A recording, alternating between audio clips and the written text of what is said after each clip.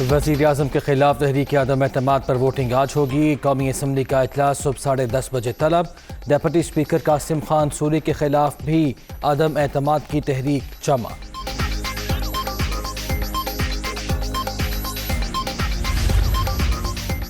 Imported government तस्लीम नहीं करूंगा, आवाम में निकलूंगा। सुप्रीम कोर्ट के फैसले से मायूसी हुई, अदालत को धमकियां मेज मुरासला देख लेना चाहिए था।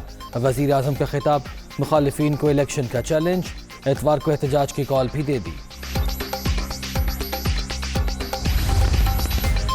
और सिक्योरिटी फोर्सेस का बलोचिस्तान के इलाके मिश्क में ऑपरेशन, फायरिंग के तबादले में 2 दहशतगर्द हलाक। कार्रवाई के दौरान 2 जवान फर्श पर कुर्बान, 1 अफसर जख्मी।